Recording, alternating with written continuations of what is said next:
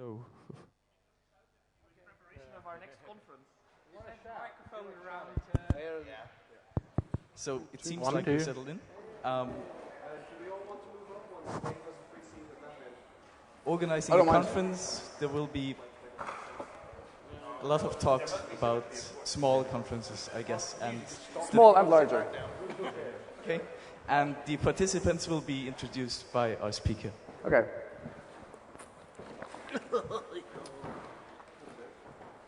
So our panel is almost full. We're waiting on some people who will probably be here within the next 5-10 minutes. They'll join us on stage. Can I turn this down a little bit? Come on, it's 15 minutes past. So, to introduce the people on the panel, first we have Emmanuel from HOPE, from 2600 Conferences in New York. Emmanuel. Next we have someone who I only met today, but I'm told is responsible for the HAX conferences in the past. You are? Do we have a microphone? Rob. You're Rob. Do we have a handheld microphone that we can pass around? Oh, here we go. Okay. Next we have Scott from FrostCon, which is a conference outside Bonn in Germany. We have Philip from FOSDEM, which is the Free Open Source Developers Conference in Brussels. We have Stuart from Lug Radio Live, which is a conference in Birmingham in the UK. We have David from TourCon and TourCamp in the US.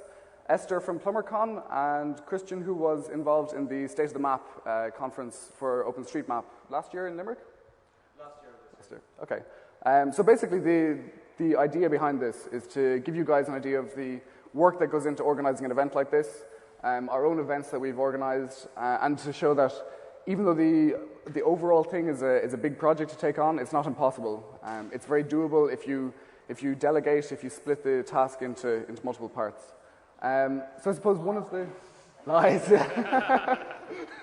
Another thing you'll probably hear multiple times through this is that for the month or week before the conference, you will have no social life. Your life will be dedicated and devoted to organizing and getting last-minute stuff together. So I suppose one of the first things to talk about, an important thing, is money. How you get money in to actually fund the conference. And the idea with this is that we'll just run through everyone's opinions and what they've encountered throughout it. So Emmanuel, how do you fund HOPE? Well, that's a loaded question. Well, basically, we probably don't do anything in the standard way. We have a conference that's pretty much staffed by volunteers, and much like this one here. Speakers, for the most part, make their own way, pay their own way, and we try and keep the costs down as much as possible. So we're able to fund the biggest expenses, which is renting a hotel in the middle of New York City, and setting up the infrastructure, renting equipment, buying some things that we need to do. We get that pretty much covered by advanced ticket sales that we stick up on our online store. And basically, we don't really know until maybe a couple of months after the conference has ended if we broke even, lost money, made money. In fact, only a couple of months ago, someone sent me a bill saying, "Oh, I forgot to send you this bill for all this equipment." It's like, thanks a lot. That's another several $1,000s that I didn't realize we had spent. So if we had to do this with bookkeepers and charts and graphs and figure out if we're making any money and whether this makes sense or that makes sense, I think we probably wouldn't do it because it would seem like it wasn't any fun. So if there's any advice I can offer, if you're interested in running any kind of convention, it's don't follow the rules. Make your own rules and just believe you can do it regardless. Now, the worst thing that can happen is, okay, you'll lose some money, and we've done that. We've lost money in the past. But what you gain out of it is much more valuable than money, because every one of our conferences, at the end, people say it's changed their lives. A lot of people are here as a result of that. A lot of people come to New York City and meet friends that they have for the rest of their lives. And even if we lose money every time, I'd still want to do it. So. Okay, cool.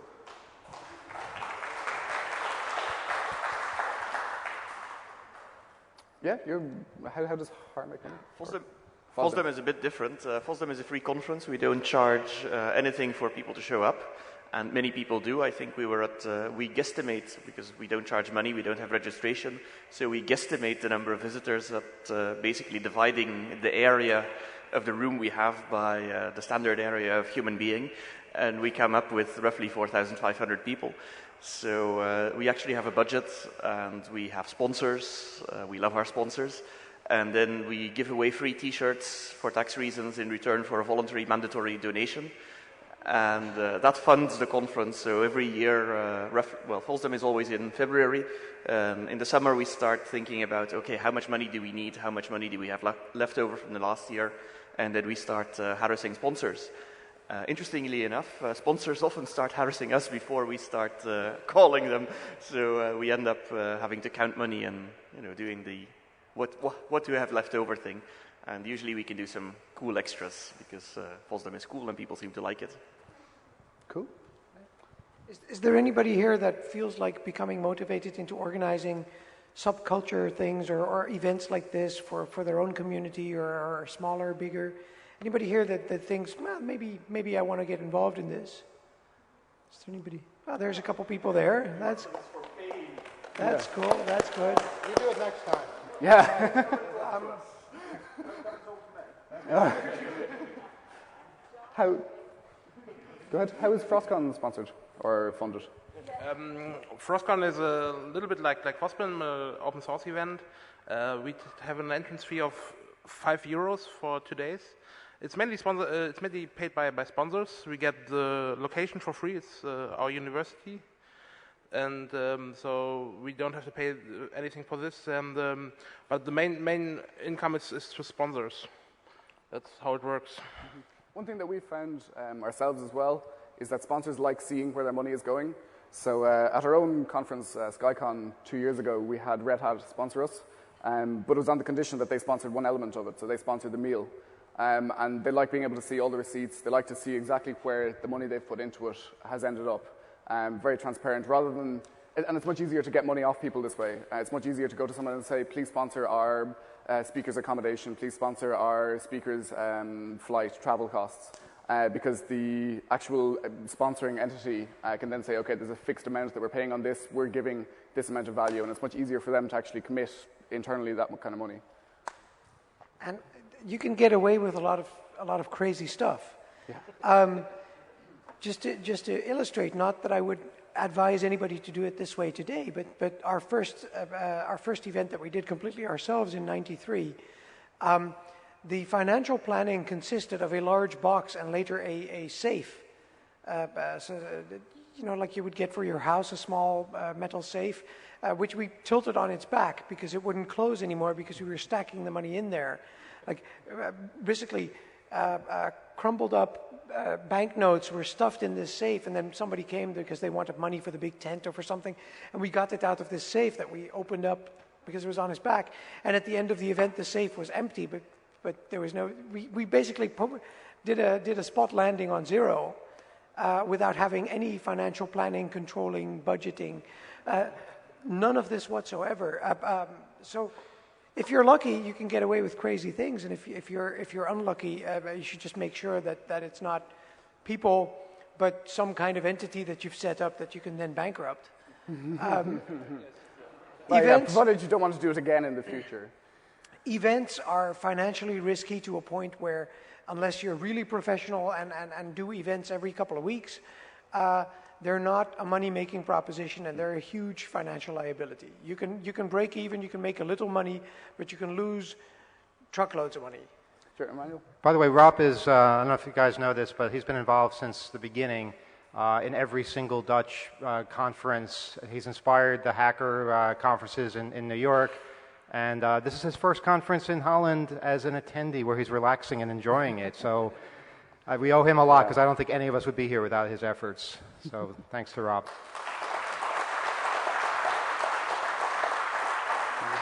And in addition to inspiring us to start the Hope Conferences in 1994, Rob also played a key role in, unexpectedly in registration when we had some issues with a Mac. Yes, back then we had issues with a Mac that was supposed to take pictures of all of our attendees and make cool little badges. And, well, Rob, can you tell us what went wrong with that plan? It was funny. We had the Mac, and it could do, as we discovered the evening before, the Mac, when it finally came in, somebody had done that, and it was their little pet project. And we then discovered that the Mac could do about one badge every 10 to 15 minutes. And we basically, didn't really discover this until people were started piling out of the elevator, and there was about 700 people in line, I guess, or 800 or 900 people in line. So I improvised badges that had a little number on them and a little sign and something. It looked like there was some kind of security system involved. It was just random scribbles of yellow paper in badge holders that we were selling for cash to people in line. So you were selling for cash. There was this Dutch guy walking around in New York City asking for money in exchange for yellow pieces of paper, and people were giving it to him. Yeah, this worked. And then I went to bed that night and discovered that I just still had the last wad of money in my pocket. It was $10,000 were in my pocket, like piled up, crumpled, and it's really. There's the infamous Fosdem beer event, which, speaking of wads of money in your pocket, 10 years ago someone suggested that the Friday evening before Fosdem we should have a beer. I thought that was an excellent idea, so I warned a bar in the center of Brussels that about 30 people would show up, and 130 people showed up. And it was all on the honor system, and I walked around losing my voice and collecting cash from people. And then by the end of the evening, of course, I had thousands of euros in my pocket and then occasionally settled the bill. And year after year, this event started getting more and more out of hand and more cash in my pockets. And we overflowed the bar a bit, and then now we're in a different kind of bar. And at the end of the evening, the bar tab is near 10,000 euro for just beer. Don't Google sponsor some of this? Oh, yes. This year we had Google sponsor beer. We wanted to do a free beer event. And Google had this money left over, which is amazing. We want to give you some money. Well, that's great. I love sponsors who want to give us some money. And usually a sponsor wants something like a banner or a stand or something, but we don't want to do that at Fosdem because our area, we needed to press more people into the building. So we said, why don't we print a Google logo on the back of the beer tokens for our beer algorithm version 3, I think we're at now. And they said, okay, great. So we got an undisclosed wad of money from Google with many zeros at the end, which we handed to the bar, and everyone got free beer. Distributing this free beer was another interesting experience, but it worked out in the end. So. Yeah, awesome. Stuart, do you want to add about money for Lug Radio? Well, Lug Radio Live is a bit smaller than things like Hope and Fosdem. We only have about 500 people. The thing that we've discovered is no one wants to handle money, because if you handle money, then the government get interested in you. And our policy is basically the government don't give us nothing and we don't give the government nothing. So what we tend to do is, instead of having sponsors give us money, we have sponsors deal directly with the people who we need to buy stuff from. Yeah. So we'll say the venue costs £1,000 to hire. We'll say to the venue, please send the bill directly to Google. And that way we never have any money and it works out fine. The only time we actually handle money is for the door receipts, when people pay when they arrive on the door. But then we just take all that money out and spend it on beer on the Saturday night party at the end of the day anyway. So if you've got the sort of conference which is small enough that you don't have to think about hiring something for $10,000, how much was your audio? Did you say your audio was $10,000? That's more than every Lug Radio Live put together, the entire budget. And you spent it on, like, wires. Good work. But yeah, so if you're doing something semi-small, then you can get away with not having to handle too much money. Then you don't have to set up an organisation to handle it for you. But once you've once you've got an organisation which is growing large enough to handle money, you still need to get creative. So if you don't want to give money to the taxman, you don't actually have to sell anything. Instead of selling things, you give things away in return for voluntary mandatory donations. And then the taxman doesn't care anymore. And the additional advantage is that you set a minimum donation, and then people tend to give more, especially if you give them incentives. Like with Fosdem, we do a donations draw at the end, and we basically say a T-shirt. For a minimum mandatory voluntary donation of €25, you get a free T-shirt. If you pay us more, you're in a draw for, I don't know, we had Sun workstations last year. We have Nokia give their Linux gadgets. So people are more inclined to give you money if there's something, or the possibility of something in it for them. And then if you can somehow keep the taxman out of this, then that's an extra advantage for you. Well, we started TourCon about 11 years ago, and at the time we were only charging $20 at the door. Now it's closer to $100. And we've also run a smaller conference in Seattle called TourCon Seattle that the first year was entirely free, and so we've had a little bit of experience with both, doing a free conference and also one that charges money.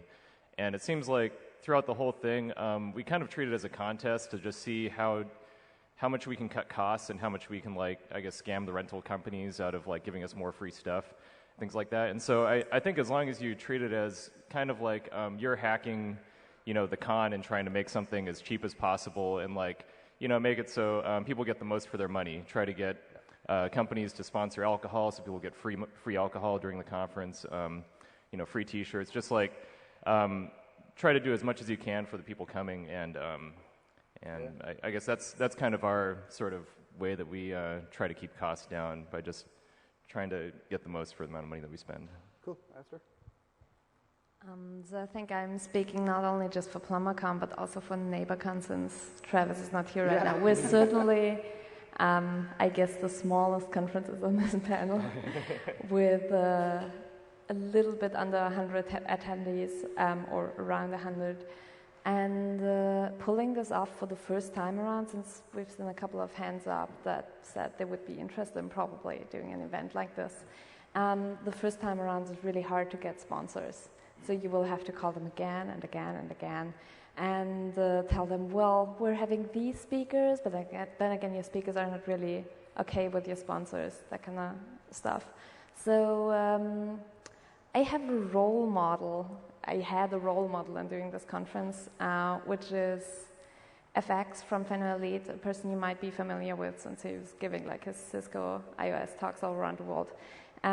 He's hosting a conference every year that's called PH Neutral. It's free. And what he basically sees it as is his very private conference. He invites speakers that he wants to hear, and he got himself a job that pays this. So basically, he sees this as his holiday thing. He spends half of his holiday money on this conference, and it's some sort of his donation to the world that not only just he sees these talks, but as many people as possible, these being around 200 people every year, invite only. So I think for the first time around that you organize a conference like that, you might not expect too much of an income, but rather try to keep your loss as small as possible. But at the same time, you know, you're giving back the community something that you would really enjoy yourself. And it's getting better year after year, I think. Even so for NeighborCon, which is not yearly, but has been happening now 3 times. You could, for instance, do a draw-off of you having other conferences around this area. You're doing it at approximately same time, so you don't have to fly your speakers in.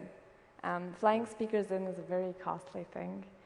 On the other hand, you can have speakers hosted at friends' houses, probably houses that are empty at that time. You can pretty much outsource a lot of the work around the conference to other volunteers that would like to add their work to the project, if not the money, and then of course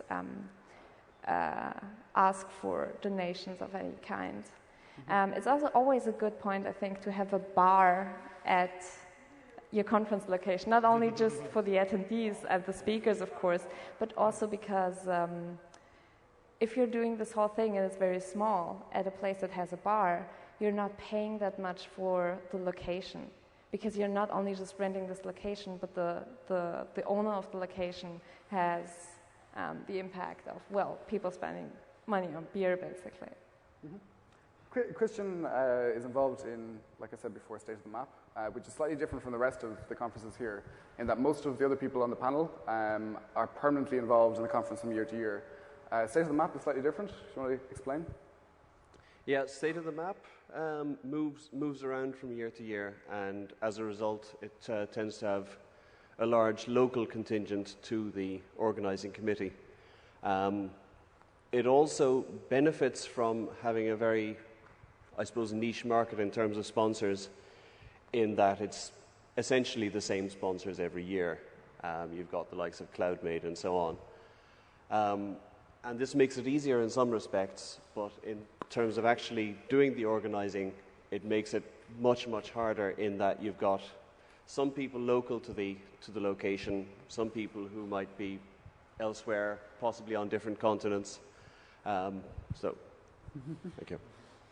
And yeah, Okay, cool. So myself on SkyCon, thankfully we're a computer society for a university, and so we get cash thrown at us. For our first conference, the university gave us in the region of about 18,000 to 20,000 euros, and they said, just go wild, just host something. So we said, yeah, perfect. Let's fly 30 people from around the world to our university, and let's host something with that. So if you're involved at all in a university, probe as much as possible for cash, because there are pockets of cash in universities that just get wasted year on year. They get filtered out. In our specific example, it was a sports and arts fund. So this was a fund for the arts. Then technically, because we're a society, we support the arts with conferences.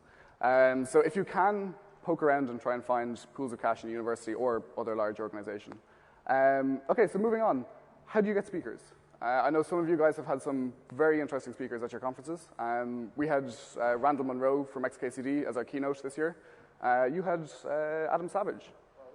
We got Adam Savage purely by luck. There was a listener, a reader in Australia who happened to run into him, I believe, where he lived, and he suggested that he go to Hope.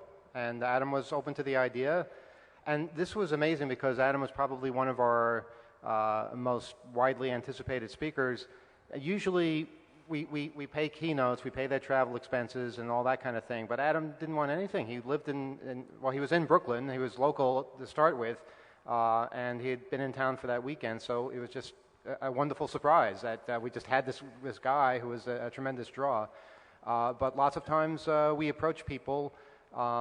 Getting Jello Biafra in 2000 for H2K was an example of how we sometimes try to reach outside the confines of the hacker community and try to bring people in that have a peripheral interest in what we do, and they're as interested in us as we wind up being interested in them. And it's great to see people from Negative Land and the Yes Men and people like Jello coming to our conferences and kind of trading their countercultural way of doing things with our amazing ingenuity and creativity with technology. But we have various tricks. We like to get people who get what 2600 is, who get what hackers are all about. And also when you offer to pay people's travel expenses and they already live in New York, well, that's a subway ride, so it works out great for everybody. But basically, we try and reach out around the world and find interesting people. But most of our speakers, with the exception of the keynotes, come on their own dime, and they plan things out from whatever continent they happen to be traveling from. And it works out well because they get as much out of it as everybody gets from them, as hearing them speak. Because they wind up hearing other people speak as well. I mean, one of the best things I remember was seeing Jello Biafra being fascinated by Johannes from Austria's vinyl collection of corporate anthems. Little things like that. You find people have the same interest as you, but they're from a completely different part of the world, and you wind up sharing all kinds of information and having these bonds that remain unbroken. Everyone from the speaker that attracts maybe 10 people in the unscheduled track to the keynote speaker who attracts thousands, they all get this. They all benefit from it, and that's what I like to think of Hope as a way that the famous people and the newbies get together and benefit from each other's presence. No, absolutely. The same with our own. We had a track that had a speaker from the demo scene. And we also had a speaker from Microsoft's Xbox XNA thing. And here's Travis coming in now. So, yeah, the person who was working on the demo scene stuff knew everything about slimming code down, about keeping stuff small. And the guy in Microsoft was really interested in this because it meant they could fit more content onto a DVD to sell. So you see these really strange interactions between people who typically wouldn't meet and wouldn't chat at the likes of conferences like this. Do you want to move on to interesting speakers and how you source them at HAX events? Well, we've traditionally been big enough that we just do a call for papers and then people come to us. So we don't have to really run around and get speakers, with some exceptions. We've prodded people that we know that could do interesting things. Other than that, our problems at the events, or problems, one of the things that we've always done, which isn't really about speakers so much, is we've always wanted people to organize their own part of the event, which is why we originally went outdoor. It's because we wanted to get rid of the confines of a building where we would be responsible for what happened to the building, and instead everybody would be able to do their own thing. And this has developed over the years. Part of what the hacker community has become, these villages, the sort of atmosphere where you bring stuff to show to other people, that's much more possible in a setting like this, or in a very big building like Hope, than it would be in your typical conference atmosphere. And I think it's very important to stress that hackers like to organize stuff, and hackers, we've tried to get rid of the distinction between us and them, us the organizers versus them the visitors, as much as we could.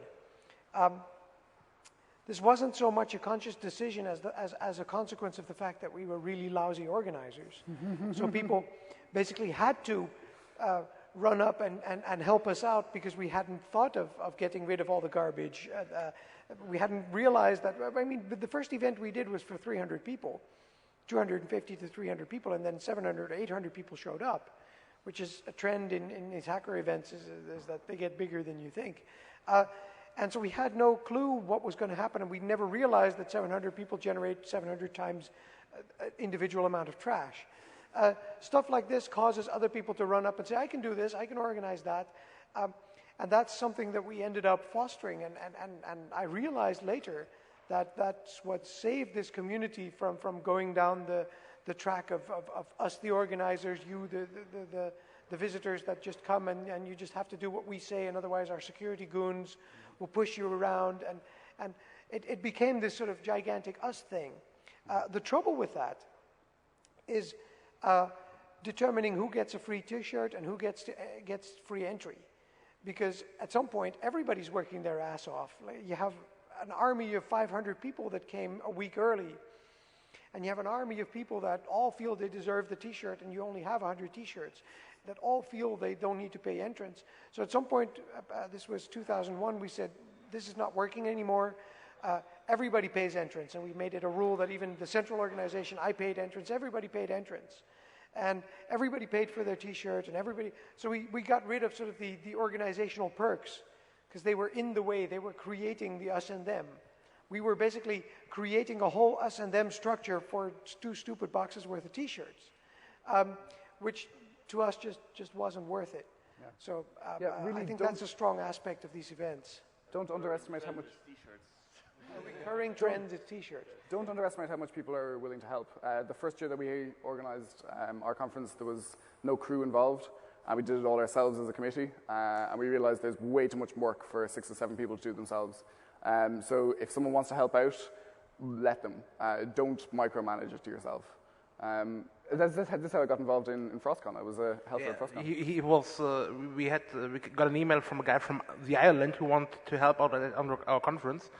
So we had some room left in the hotel we rented, so we gave it to him because he was a helper with the longest trip. So we didn't know then that he just came from the Netherlands at this time. But FrostCon wouldn't be possible without a load of volunteers.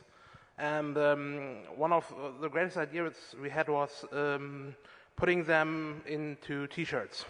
So every visitor could, if he had a question, just look around, find a guy in a green T-shirt, and he could help you. And so that's, well, I don't know what to say else. Yeah, yeah, it's also helpful from a crowd point of view, that if someone in the crowd can easily identify someone who's actually authentically part of the organization that's involved, and they can easily ask a question, it's helpful for the crowd. For FOSDEM, we also do the put staff in T-shirts, and we try to get the most obnoxious colors possible for staff T-shirts, and the cheapest T-shirts which disintegrate on sweat. And this year, well, we started standardizing on yellow or bright orange. And the problem, we had a little discussion here just before we started this official panel discussion about the damn T-shirts. And I was wondering if anyone else had an algorithm for actually deciding how many T-shirts to print. Because I tried graphing the ones for FOSDEM, and it's okay. You get 1,000 T-shirts, and then 1,000 T-shirts, but not all geeks are the same size. So how do you figure out the Gauss curve of the size? Yeah. And one thing we've also done is that we haven't put the date of the conference on the T-shirt, and I think FrostCon did this as well, so that if you spill over to the next one, they're not printed with 2009. They're printed with just general name of conference, so you can sell them the next time, or you can give them away the next time. That's really cheap. Yeah. That's cheap. That's cheap, man. Don't do that. That's rough. So you turn up and you go, brilliant, I get a T-shirt, and it's last year's T-shirt. You wouldn't know. That's another thing. Always get a different design for T-shirts every year, so people keep coming back. And if you have too many T-shirts, just recycle. If you have too many visitors, recycle the T-shirts from last year, and your population will drop.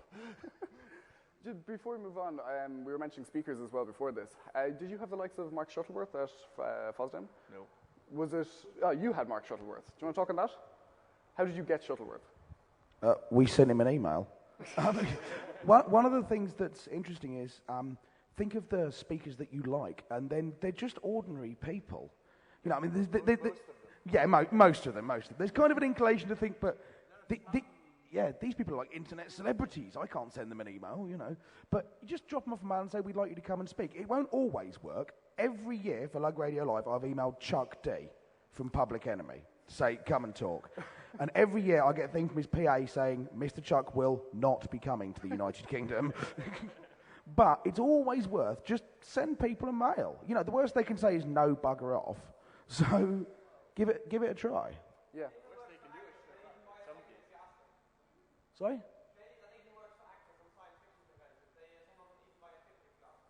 Yes, absolutely. You know, just mail. We've had people from television, all that kind of thing. You just send them an email. Yeah. Also, building contingency for people who drop out. We had Richard Stallman on our first conference on the schedule, and he decided to go to Brazil instead. So he didn't turn up. So one of our... I'm very sorry. He also has a hilarious rider. You can find it online. It's about 22 pages of stuff that I need if I go somewhere. You had a similar problem, didn't you? It wasn't a problem. He showed up. He came to. No, it wasn't a problem at all. It was great. Well, no, I mean, Stallman is an amazing guy, but he came to one of our conferences, and we didn't know he was going to come. And that was the year where we didn't have the downstairs part. We only had the upstairs and a bunch of little tiny rooms. And unfortunately, we had to stick him in one of the little tiny rooms, and the entire 6th floor was filled with people trying to get into those rooms to see him on an unscheduled talk. And then we had him as a keynote more recently. And the amazing thing about Richard is that a lot of people are very needy, and they need to be handheld and all kinds of things taken care of. But when he's in New York City, he just wants to be left alone, and he can deal with himself, and it's great. And you find all kinds of surprises with speakers where you think it's going to be more difficult than it is, making sure everybody's happy. But sometimes they just they get into the spirit of it, and they have a great time themselves. But the thing is, what you guys were saying is true. You just got to try. You got to try and ask people, and don't ever be convinced that this person is out of reach. They're all human beings. It's possible to simply make that connection. I mean, I never thought we'd get Adam Savage, but because of one person in Australia, we did. And a lot of times your attendees can be very helpful insofar as having connections, making suggestions to people you might not have thought of. So by all means, pursue those. Absolutely. So what was the question or the point for celebrities? And if you have heard a no from a speaker in the past, try it again. Yeah. So try it again every year, and after some time, I will say yes. Yeah. David, for TourCon or TourCon? Yeah.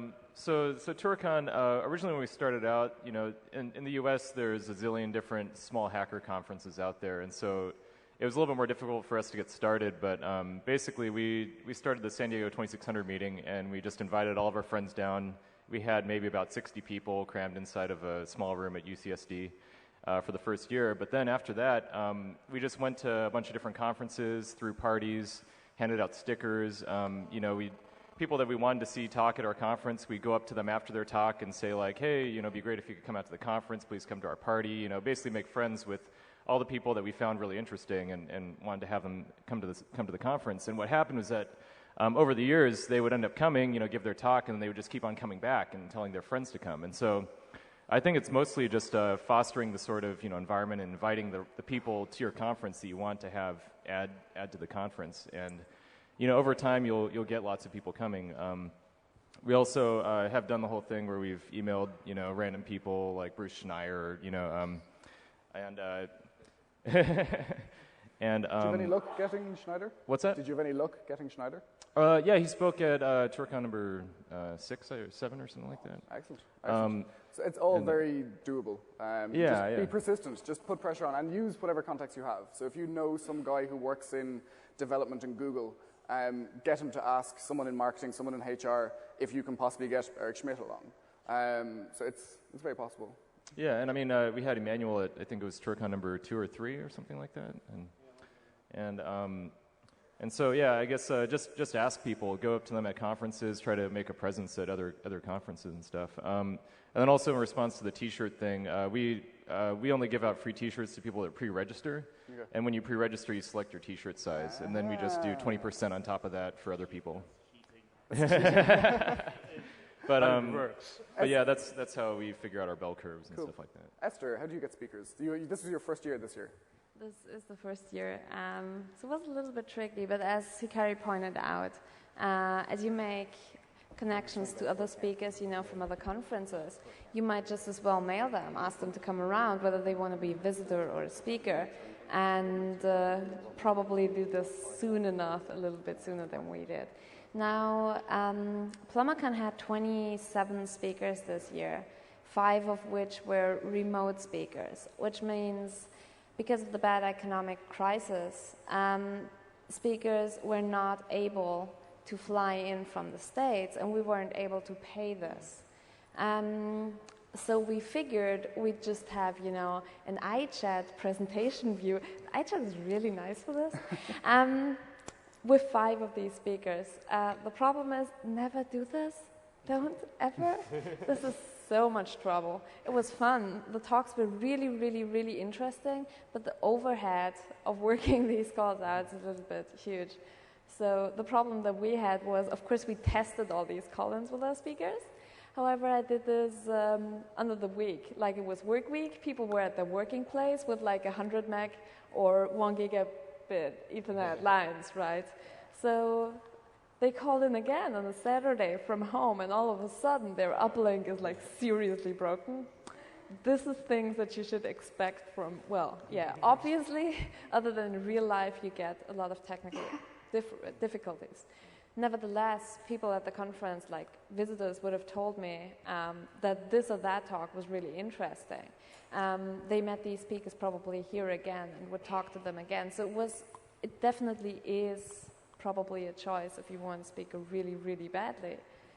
However, you should be aware of the fact that this holds some difficulties. First law of conferences, everything that can possibly go wrong will go wrong, and even more wrong than you ever thought possible would go wrong. No, absolutely. This is actually not really true. It is. Day 3 was pretty calm. Wait for next year. Wait for your second conference. You need to be able to think on your feet a lot. Be able to say, all right, our switch just fell over, no one's got networking, get one quickly. Who's got a switch on them? Networking is always interesting. The problem with hacker conferences is they're really helpful people. The wireless network isn't working. We borrowed a couple of €100,000 euros worth of equipment from a large networking manufacturer, and they set all this stuff up, and then, the wireless isn't working yet, but I see a wireless access point. Obviously, it's not working. I will unplug it, plug in my laptop into it, and but I'm on a management VLAN. It's not working. Yeah, and then go away and then leave the access point unplugged. This is not going to make the wireless work any better. But your visitors are very helpful people at a hacking conference. Yeah. Well, though I must say, major congratulations to the HAR guys. This has been networking-wise, very successful. Christian? We actually got an exception to the everything will go wrong law at the first NeighborCon, not the second NeighborCon where we burnt the venue down. And that's how I learned about a little thing called Invent Insurance, which we did not have. But at the first NeighborCon, we committed to doing this as a joke at ShmooCon. in DC, and then I got home from ShmooCon, and my girlfriend had left me, so I moved to Germany before having a little conference in my hometown. What? Oh, sorry. Yes. So in any case, we had a small conference at a neighborhood bar, and if you go to a bar and you say, I'm going to have 35 to 50 people coming Saturday and Sunday noon to 6, they'll give it to you for free. And they have their own event insurance, so if it burns down, it's their own responsibility. So we had 35 people come in. They threw $0 to $30 a piece for registration. We made a bar tab out of that. Everyone drank for free for the entire conference, and we even got to decap microchips with fuming nitric acid at the bar without incident. Nice. Nice. But get event insurance. There's a question in the audience, is there? Maybe want to introduce myself, but we're starting a grassroots initiative to get the World Science Fiction Convention back to the Netherlands in 2015. And we're pretty much trying out where to start. We've got someone to help us who organizes the Worldcon in 2014 in the UK. But where do we start? How do we find venues? How do we get people together? Find a university. Yeah, university ourselves. There's what, 4 of us here hosting universities? I know Frostcon does, and FOSDEM does, and we do. Does anyone else host a university? And do you host a university as well, TourCon, in your university? We had the 2001 event at the university. Yeah, universities are very open to these things. If you can find a nearby university and IT, they're usually very open. And try and find some contacts. Does that also hold for science fiction conventions? Are there very big differences between hacker cons and sci-fi cons? I would imagine it would. Within our own university, there's an anime society. And so if you can find something like an anime society within a university, then they will have the contacts for you. So try and approach someone maybe within an arts department within the university.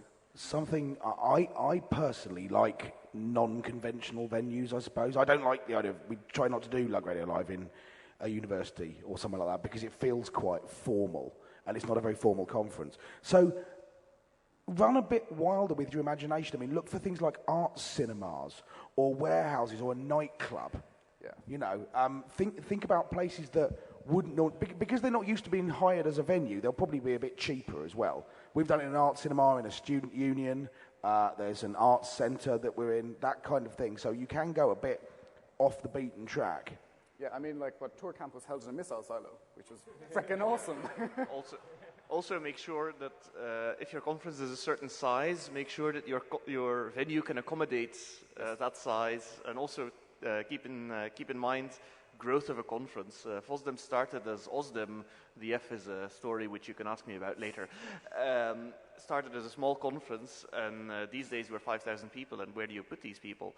So if you find a venue, make sure it's cozy enough for a small conference, and also offers enough growth potential for your conference in 10 years. Mm-hmm, mm-hmm. No, I found the university locations pretty cold and kind of unsightly, as you pointed out, right? So what I did was I found my favorite bar camp location. I think bar camps are pretty much, well, all over the world right now. And you can very easily estimate the number of people going to a bar camp, of course. But given this number, I think that the number of attendees you'll have at your first round of this conference will be pretty much alike, or just a little higher. So if you find your favorite bar camp location, this might just be the right location for you. And in the PlumberCon case, this was just about the most snuggly bar there is in Vienna, which is very fortunate. Christian, about speakers and location, how do State of the Map get speakers and find a location? Well, that was a bit of a case of everything going wrong.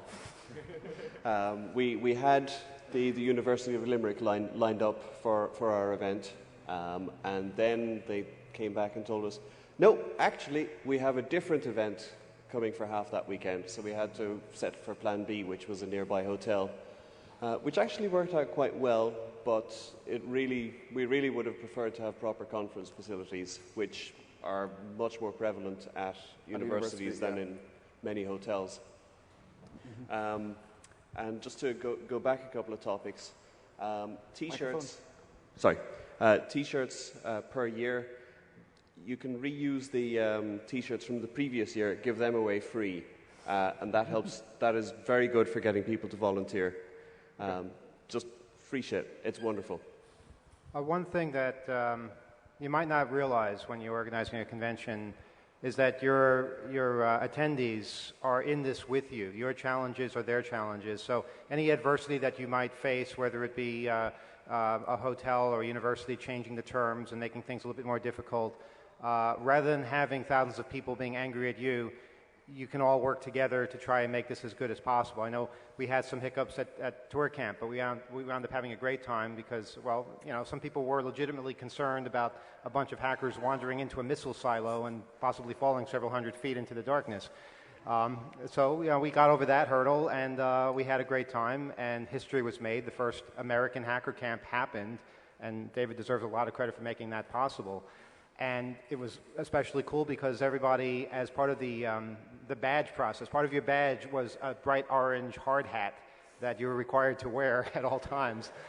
And one of the most amazing memories, I was giving a talk there, and I'm looking out at this audience of people, and they're all wearing the same hat, all wearing the same bright orange construction hat, and it just was a really surreal experience. So if you use some creativity, find some good venues in some of the weirdest places, maybe an armory, maybe an old mental hospital that's no longer in use, hopefully, or maybe, you know, something.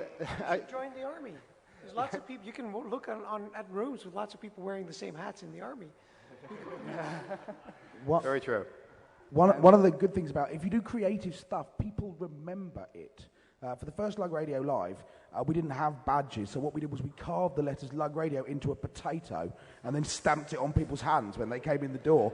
And everyone, even now, still talks about the potato stamp and complains that you actually get a badge these days. Excellent. Yeah, one of the things as well is to not underestimate the social aspect of it, that these are great social meeting places for people. And to have the likes of a beer event at FOSDEM and FrostCon, do it in a bar. Don't underestimate the connections that people will make. Some random member of the audience chatting to somebody in Google and getting a job 6 months down the line. So hosting a conference is an enabler of connections like that. I think we're almost out of time. It's a minute past the hour. So just to wrap up quickly, don't micromanage it all yourself. Delegate to people. And typical areas for delegations are the likes of AV. Have one AV guy who's responsible for all your video recording stuff, and he's the person who deals with all that. Have 2 or 3 speaker liaisons. So have your speakers speak to one person, not necessarily you, but everything that they need to do, delegate to one person.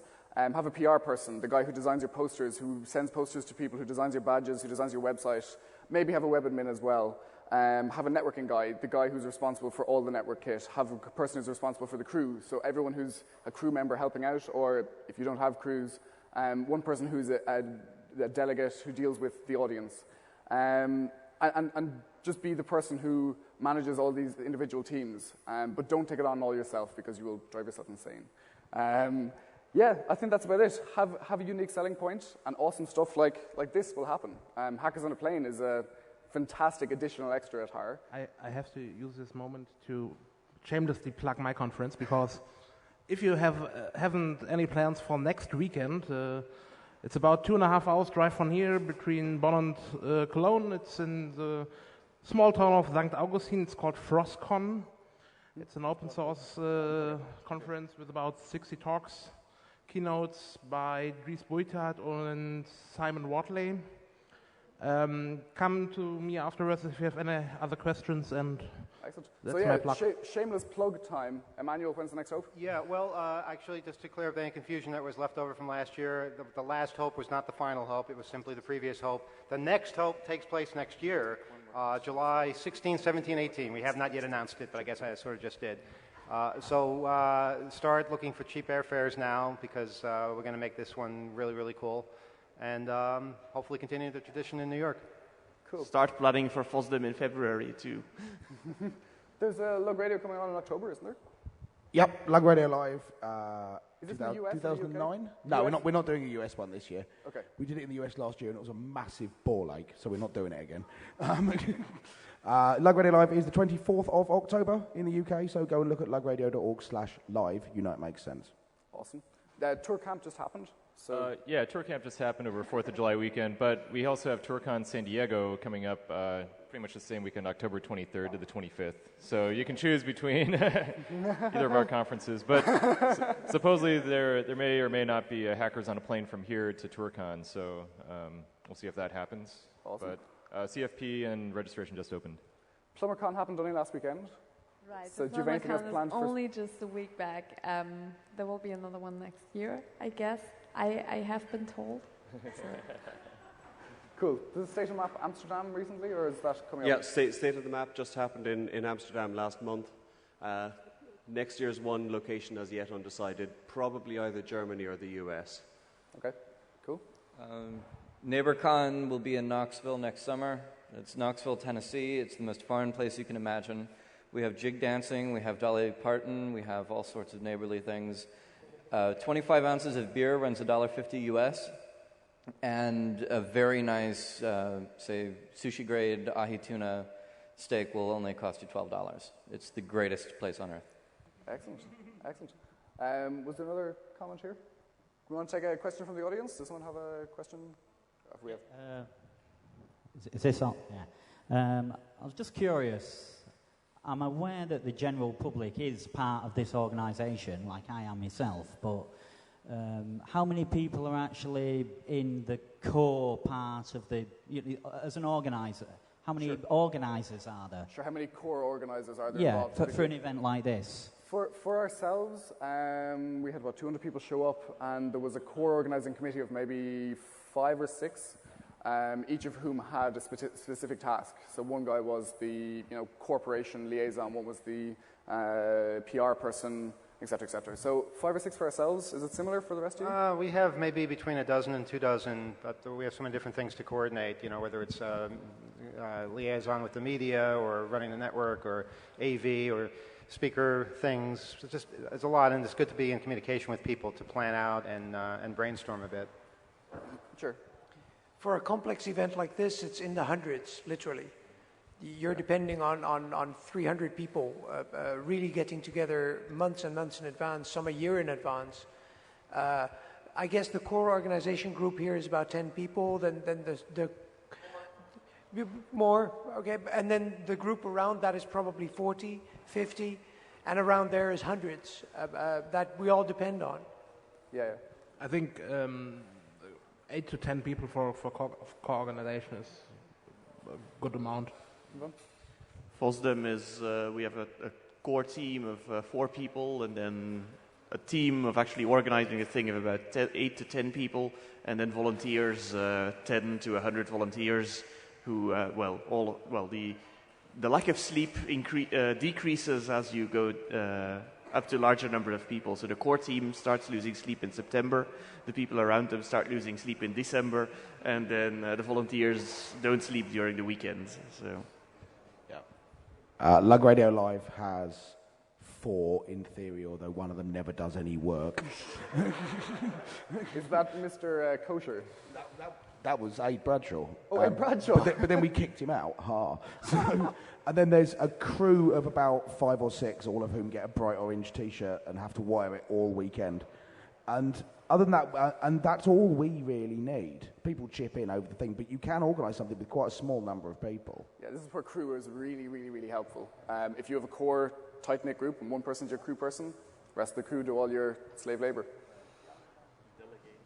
Go ahead. Yeah, with TourCon we have 3 main people that are kind of like the main organizers behind the whole thing that do most of the planning up until the event, and then during the event we have 30, 40 volunteers that handle everything else. And so we're a much smaller event though, so we can kind of get away with that, and we've been doing it for a long time, so it's kind of second nature to us 3, and it's really hard to really break away from that. But I think it kind of also goes up in terms of size. The bigger your conference, the more people who will be involved in helping out, the more that needs to be done.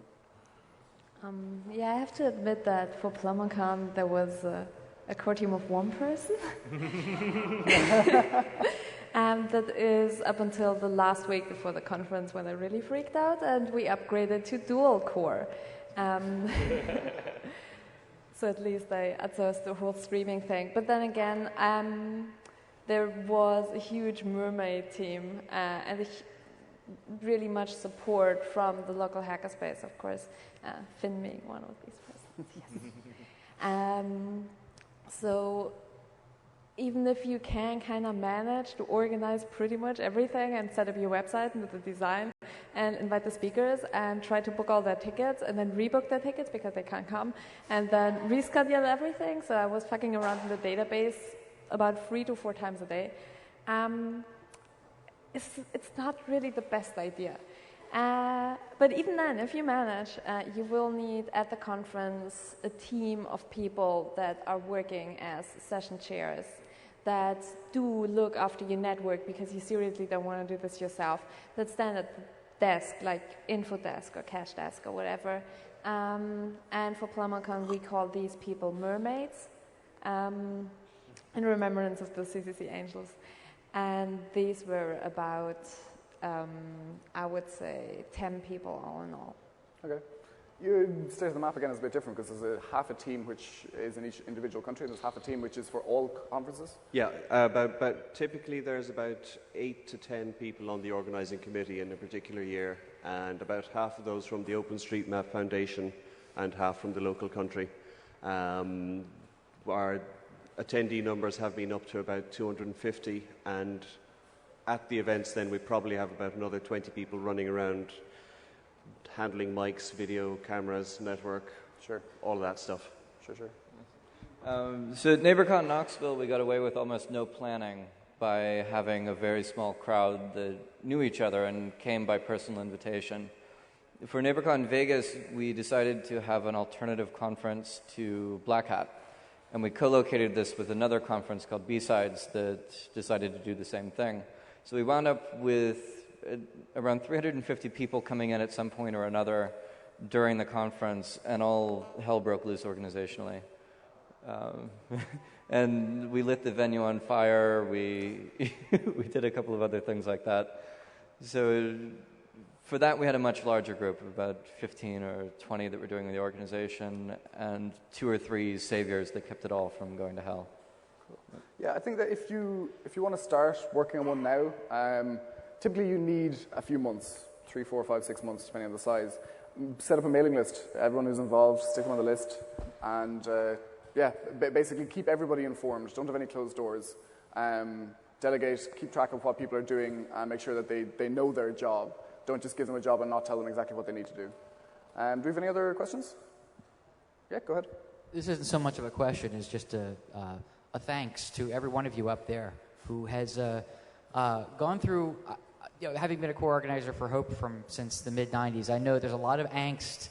I've seen Emmanuel go through, and I'm sure every one of you has gone through significant angst putting together cons because of sometimes organizing hackers, even though they're very enthusiastic, can be like herding cats. So I know all of you have gone through an awful lot of trouble and satisfying work to get your hacker cons working. And I just wanted to thank all of you for all the work you've done. You've brought together literally tens of thousands of people to overall and help build relationships and bridge communities and create a symbiosis that is unlike anything I've ever seen. So thank you very much. Thank you.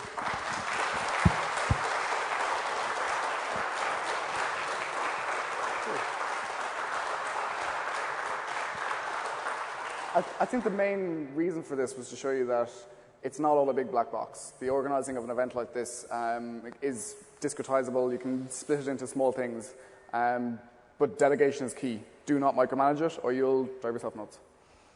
Cool. I think that's it. Any further questions? Thanks for coming, I guess. And the organizing team asked me to announce, please move your chairs to the back and in stacks, so that would really help with breakup. Cool. Cool. Also, thank you to the people of HAR, because this has been a fantastic event in itself. Thanks for coming.